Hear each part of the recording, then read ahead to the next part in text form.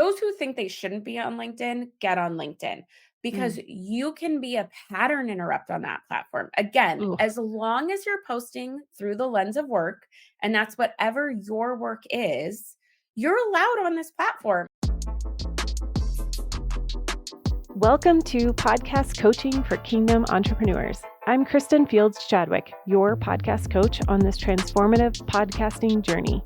Our mission: empower Kingdom entrepreneurs to confidently launch and grow podcasts, fostering a journey of being seen, being heard, being known, and making a lasting kingdom impact. This is Podcast Coaching for Kingdom Entrepreneurs. Your voice matters. Most of us here have a business or a ministry that we are trying to grow, whether we are a service provider or a coach or a consultant or a leader in some capacity, right? So if we want to grow our business and our podcast, today's episode is going to be for you. We're going to talk about a platform we haven't talked about much on here, which is why I'm so excited because this is going to be good. This is going to be good. We're going to talk about LinkedIn. And maybe you're like me, where you have these preconceived notions of who LinkedIn is for. Or maybe you've dabbled in LinkedIn and you've kind of been like, well, I don't know if this is for me. Or you've been in it for years in one area of your life, but haven't thought about it for your podcast. And so that's why I have brought our guest, Cassandra Thompson, with us today to share her secret sauce and her LinkedIn expertise, and to share three, well, we're gonna call it dispelling three LinkedIn myths today. And Cassandra is a speaker, a coach, a trainer, and she has a heart for connection and helping other people connect in an authentic way. She also has been named, which is super cool, top career channel on YouTube, which has reached over 11 million people. That's amazing, from the Muse. So well done. Well done. And welcome Thank you. to the podcast. Thank you. Happy to be here. Happy to talk LinkedIn. I know. I think that what we're talking about today is going to be so perfect for our podcasters, because I know for me, I have definitely had some thoughts about Yep. LinkedIn. Yeah. So let's start there. Let's talk about, what are some of those myths about LinkedIn? Yeah, I think the biggest one is that it's either only for job seekers or corporate business types. And really, at the end of the day, what I mean by that is I'm noticing this pattern from my creative friends, from my business owner friends, solopreneurs, that they think the people on LinkedIn are different. Like they think it's a person who's never on Instagram or never on Facebook. And at the end of the day, they're still people. They're people who scroll Instagram too, and they're people who look at TikTok too. But during their day, it's more appropriate for them to be on LinkedIn. And your reach is so much better on Mm. LinkedIn than on Instagram or TikTok. It's just a lot less noise. So I think myth number one is thinking that it's only job seekers, corporate types, a person different than you, but really it's over a billion members, facts wise. It's Crazy. nearing a billion. And it's the social platform, it's the only social platform that's around our work lives. So Mm. really at the end of the day, no matter what your work is, you belong there because it's the only platform that's around the lens of work. Yeah. That's a good distinction. I've never thought of that, of like, oh, this is the place while you're at work you can be social. That's good. Yeah. And the thing with that too, the thing I always love to bring up is nobody's shocked then when you're posting about your work on LinkedIn, whether that's an educational post, right? Like the three things you need to do, or if it's promoting your latest podcast episode, that's coming when people are in a mindset around work. So Mhm. it's not coming between someone's family vacation and somebody's grandson's birthday. You know, Yeah. you're not fighting to get them to pivot their attention and their behavior the way you might have to on some of the other platforms. And I think sometimes that gets really overlooked. Yeah, that's such a good point of just kind of freedom to be able to talk about work and not feel that backlash of like, "Oh, this is personal. Now this is about my podcast. Now this is about my work." And it totally makes sense that that would be a key a key element of utilizing LinkedIn specifically for your podcast. Yeah, Yeah. and your business. Yep. Yeah. Okay, so what would be another myth that some people think about with LinkedIn? Yeah. So the other one I hear a lot is that in terms of selling, it's only business to business because that's what we get spammed with. Now we can address LinkedIn spammy messaging too. I know it's a Yes. piece that keeps a lot of people off the platform.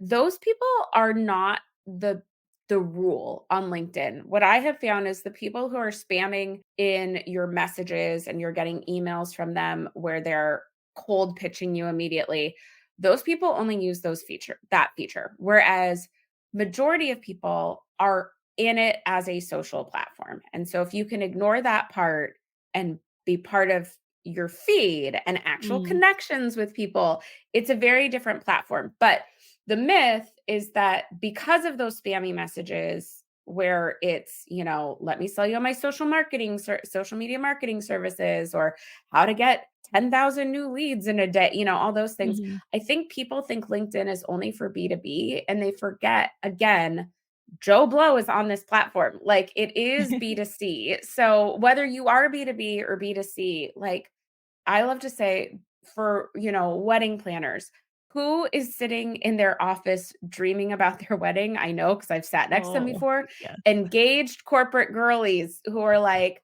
all I want to do all day is plan my wedding, but I'm sitting at my desk. They are scrolling LinkedIn and would love to see the pictures of your weddings come up, or the person who's dying to get out of their cubicle and turn their side hustle full time would love to be seeing promotions about your coaching practice or your podcast and know that you exist and you can get Mhm. in front of them so much quicker. And so it's not just B2B all the time.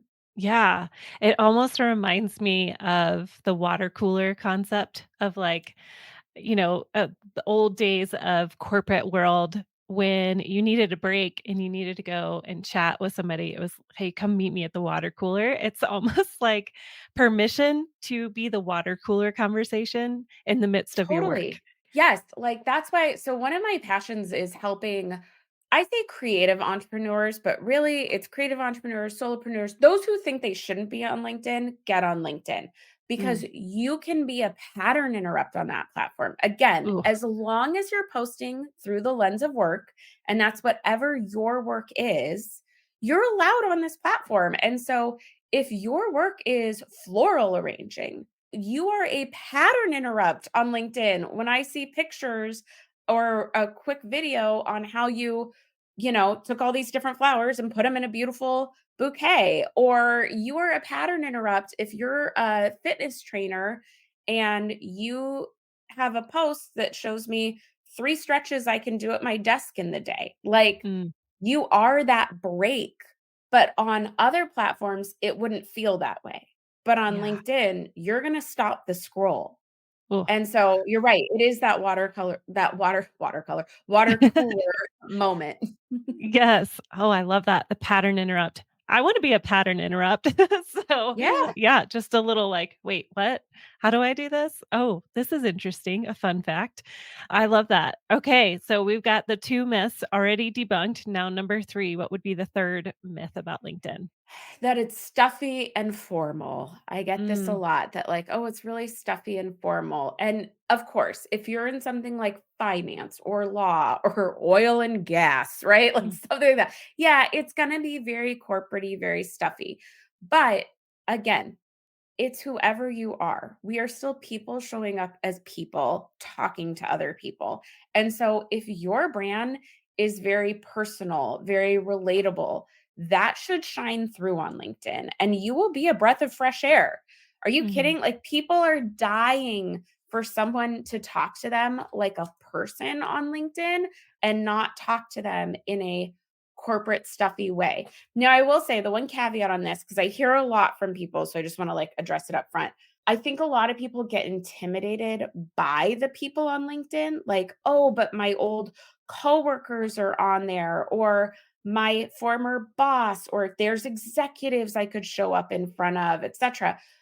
Well, if you saw them on the street, who would you be in front of them, right? Like, Yeah. it's okay if maybe you're not showing sharing as personal or vulnerable or raw of stories as what you do on Instagram stories, but your general brand persona, the essence of who you are, is still allowed to show up on LinkedIn because that's who you would be if they met in person.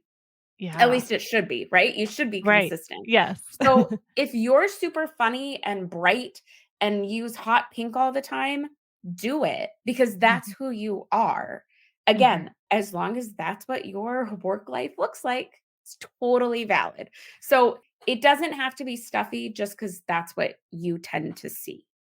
Yeah, that's a good point. I just show up as yourself, which I mean, it's so in line with what you coach people to do is show up authentically and real. And I'm thinking about, we have so many coaches that are a part of our membership, and we have ministry leaders, we have some authors, and other various service providers. And just thinking about each one of them has such a unique personality, and to be able to come onto LinkedIn and you don't have to change, you don't have to tighten it up.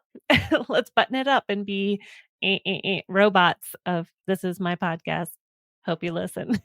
Yeah, So showing up as yourself in that, I just feel like there's a lot more freedom in hearing about the myths and then the reality of it.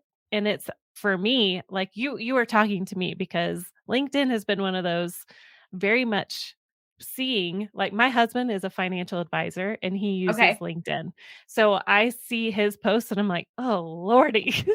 Yeah, You're boring, but I know it speaks to somebody out there." And that's the lens I was looking through was, okay, it has to look a certain number of way. There's research and stats and here's the latest in the market and my business is totally different. I am in the creative space and so right. hopefully this is speaking to somebody as I'm processing through this that Yeah, I can show up as myself and not have to fit inside of a box, but actually bring myself into LinkedIn itself. So, so good. So good. Okay, I love the debunking of the myths. yeah. I'm all about practical and strategy too. So am I. So am I. I love it. So, if you were somebody or you were coaching somebody through, okay, we are brand new to LinkedIn, they're a podcaster, we're just going to use coach because that's probably the most Great. common. And you're like, okay, here are the top tips I'm going to share with you to start with. What would you give somebody to start with?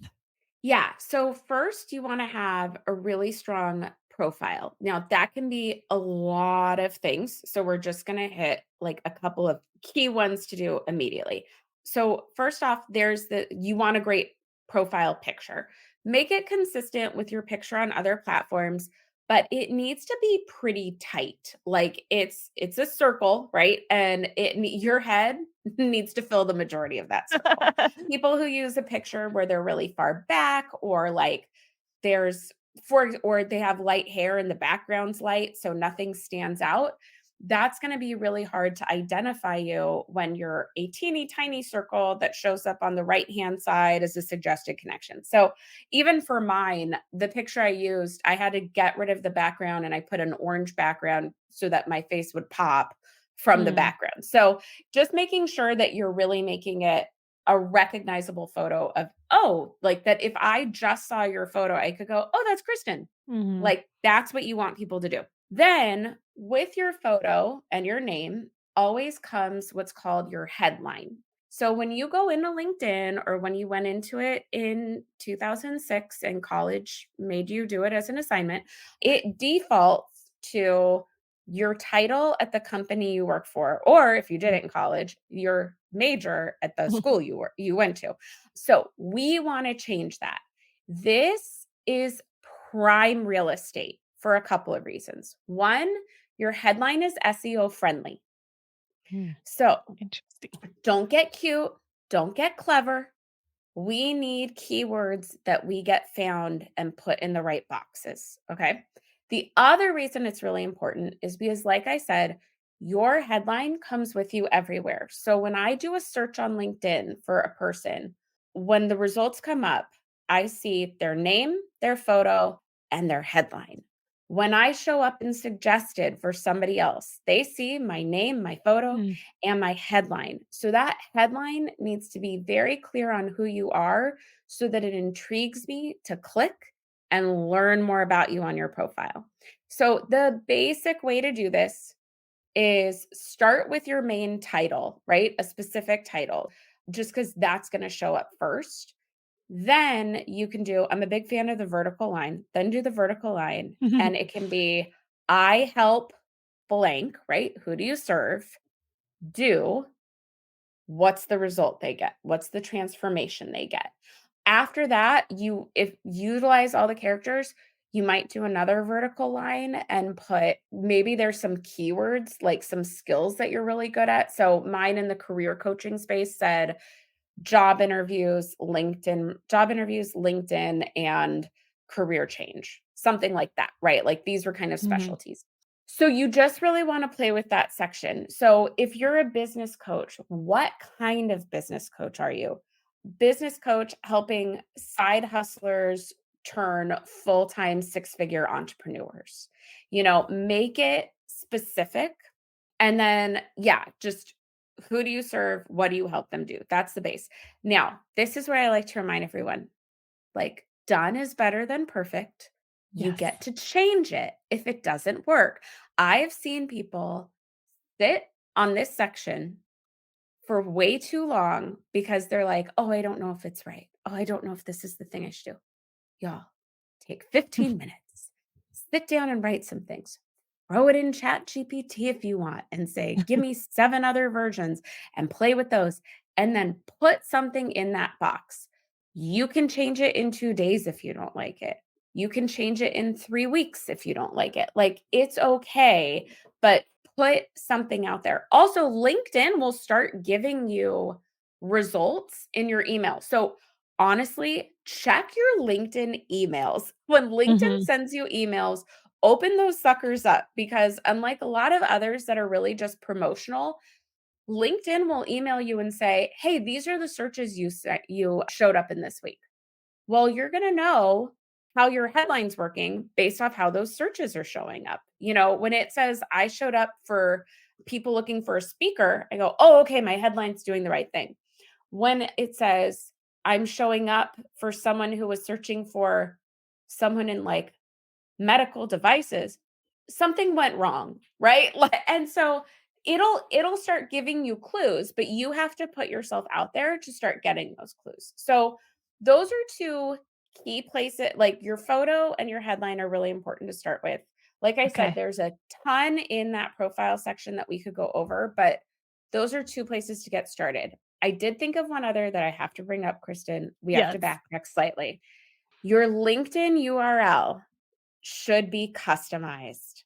Mm. Okay. So I know immediately when I click on someone's profile, I can see in the web address bar if it says, linkedin.com/ Kristen Chadwick or Kristen Fields Chadwick, or if it says K Chadwick 833948200. Okay. That's I me. know if you're taking it seriously or not. Like it's a signal to people, oh, she's on this platform. She understands this platform. So customize your URL. This will take you 30 seconds.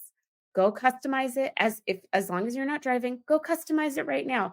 If you just click on your profile on when that new profile page comes up with your profile on the right hand side, there will be a line that says customize URL with a pencil.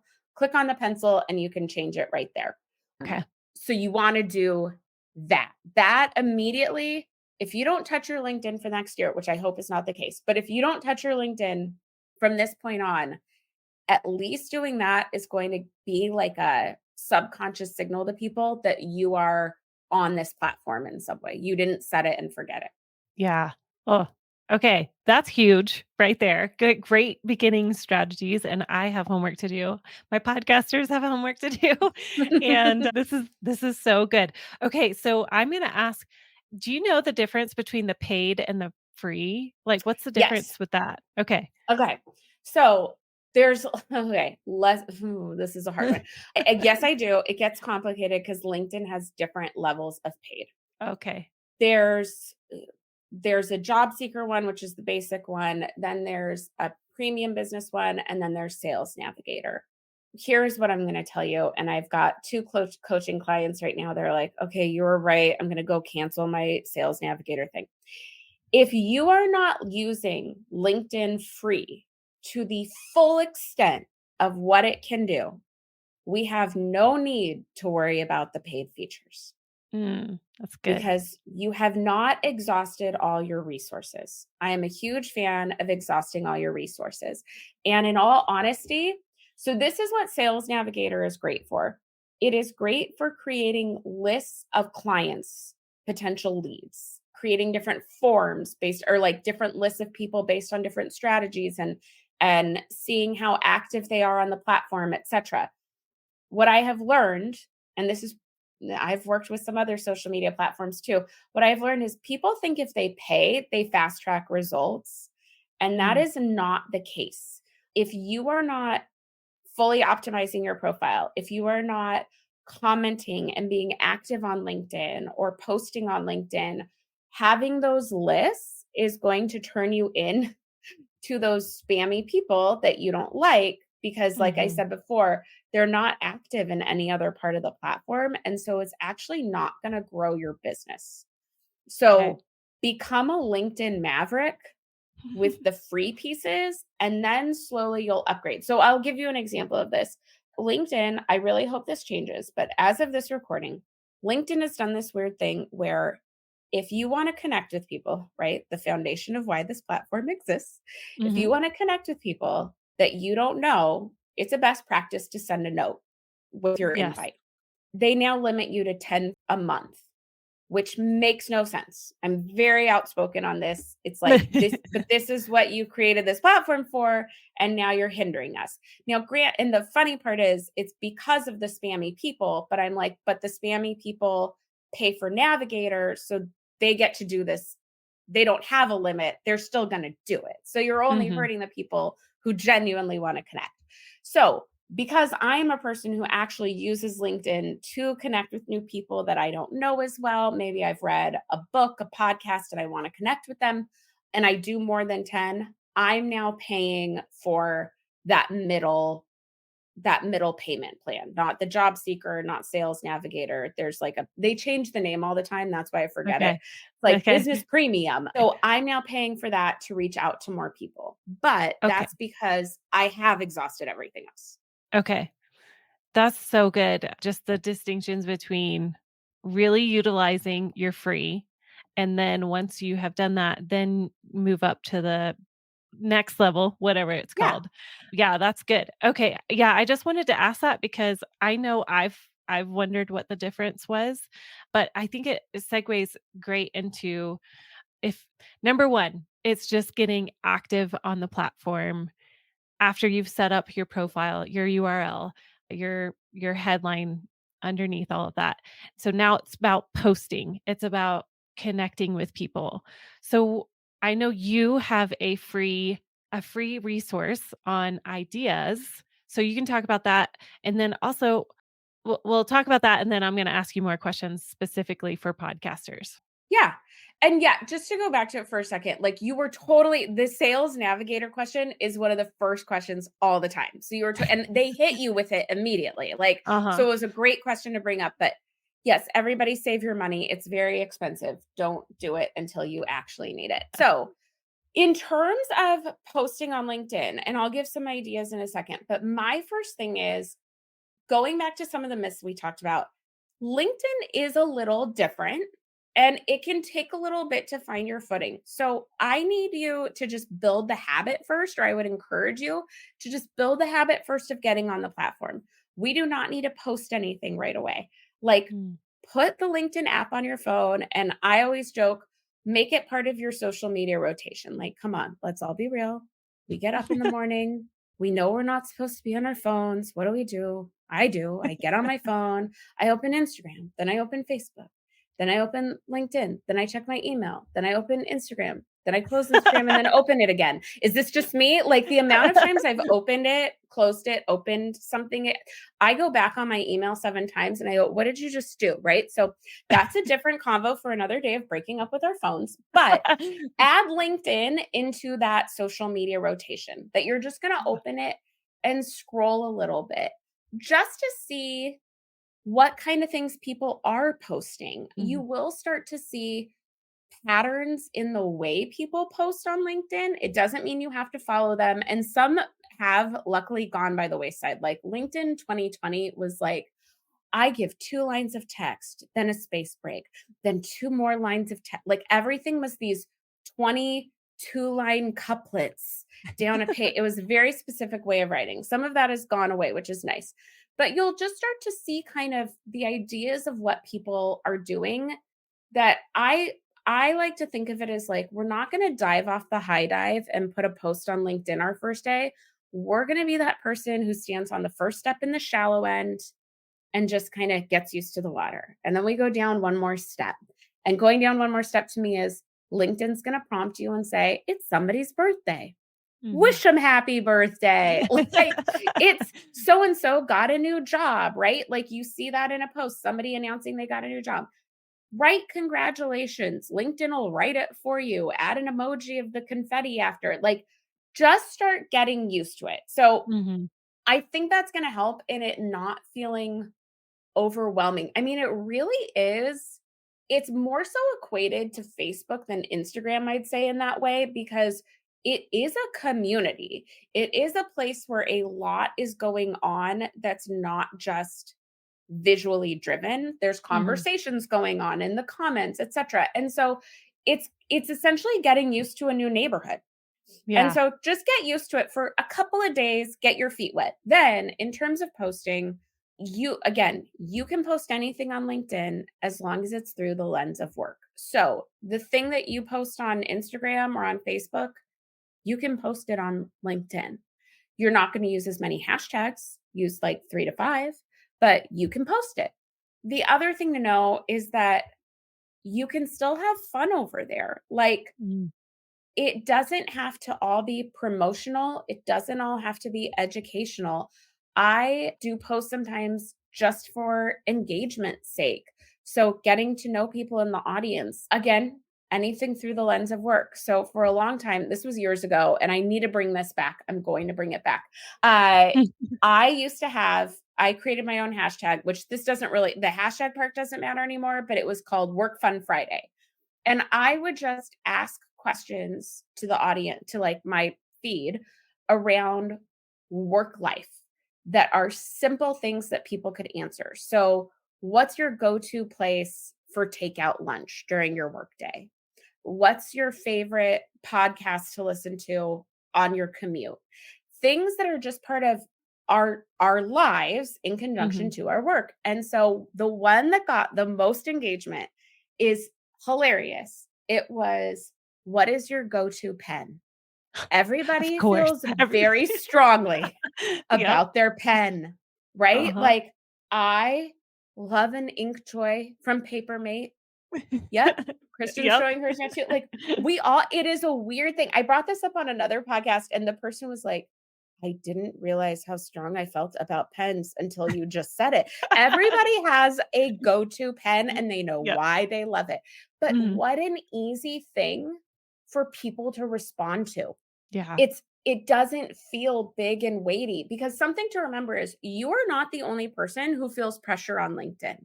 Majority of people on LinkedIn are what I call LinkedIn lurkers. They are active. They are scrolling the platform. They are reading things. They might like things, but commenting feels just as weighty to them as posting does to you. That, Yeah. oh, I want to impress. Oh, I want to sound good. Oh, I need to really contribute something amazing. And so, if you can create really low barriers to entry to let people share and be part of the conversation, you're going to get much higher engagement and reach. So, don't think that everything has to be promotional or deeply educational. It can just be something fun about your work life. Mhm. Yeah. Oh, so good. So good.